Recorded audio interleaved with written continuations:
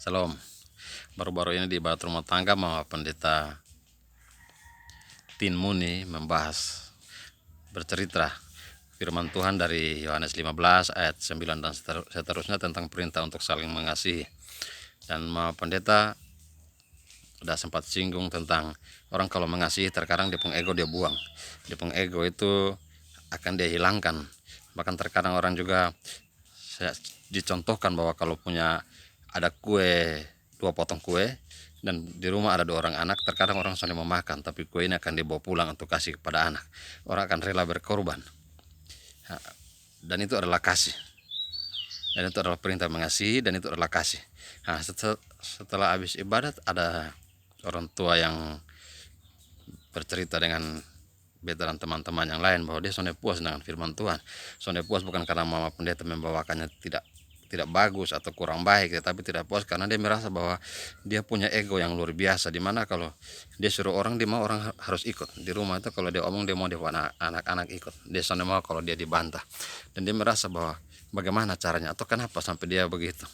Lalu beta bersyukur karena saat beta menyimak orang tua ini berbicara begitu, ada hal yang Tuhan taruh di hati sehingga bisa beta sampaikan kepada orang tua ini bahwa hal itu terjadi karena kurang kedekatan antara satu dan yang lain. Jadi orang kalau kurang dekat satu dan yang lain, orang kurang akan ada pengertian satu dan yang lain. Nah, bagaimana orang saling mengasihi kalau orang tidak mengenal? Jadi orang harus mengenal dulu baru bisa mengasihi.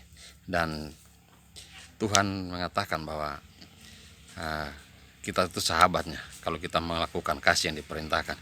Nah, sahabat ini beta mencontohkan bahwa dulu di SMA contohnya begitu, ada teman-teman, kita satu kelompok begitu, kita saling tahu satu dengan yang lain, kita sahabatan, kita akan bercari setiap hari untuk berkumpul, dan kita akan masing-masing akan tahu satu yang lain punya kekurangan kelebihan.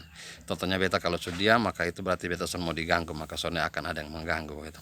Nah, itu sahabat. Begitu pun juga Tuhan kalau sudah anggap kita sahabat dan kita juga menjadikan Tuhan sahabatnya kita, maka kita akan saling baku tahu. Tuhan tahu kalau seumpamanya seseorang mukanya murung, berarti mungkin dia kekurangan sesuatu, atau mungkin dia perlu sesuatu, atau Tuhan lihat seseorang contoh pucat, Tuhan tahu dia sakit, itu sahabat. Dan sahabat yang baik itu dia akan menegur. Kalau sonde baik dia akan kasih tahu sonde baik. Kalau baik dia bilang lakukan, dan dia akan mendukung untuk melakukan. Itu sahabat. Nah, jadi perlu kedekatan satu sama lain untuk saling memahami. Jadi dalam rumah tangga kalau anak yang satu melakukan kesalahan, sebagai orang tua, sebagai sahabat, kita tentu akan kasih tahu bahwa itu salah, jangan lakukan. Sementara kalau dia melakukan satu hal yang baik, akan kita dukung untuk dia terus melakukannya. Dan kita bersyukur karena kita justru mengerti baca firman hanya Senin Kamis, lebih banyak Kamis begitu ya, tapi puji Tuhan, Tuhan Yesus luar biasa. Hal-hal baik itu Tuhan taruh di hati sehingga ada jawaban yang bisa beta sampaikan kepada orang tua ini beta lihat dia puas. Dan kita langsung cerita yang lain, soalnya cerita tentang egois lagi, dia jadi tahu, dan yang lain juga kita semua jadi tahu, beta juga jadi mengerti bahwa perlu kedekatan satu dengan yang lain, perlu kita saling mengenal satu dengan yang lain. Contoh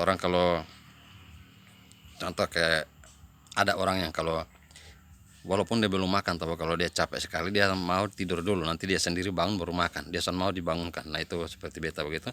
Nah, dalam keadaan beta walaupun belum makan, tapi kalau beta lelah dari tempat pekerjaan, beta lebih senang jangan dikasih bangun kalau tidur, biar tidur dulu puas, bangun baru makan gitu. Nah, itu orang-orang seisi rumah mengerti. Nah, itu sahabat. Kita seisi rumah adalah sahabat. Dan semoga sharing firman Tuhan yang singkat ini memberkati saudara semua yang menonton, yang melihat, dan sering-sering ketemu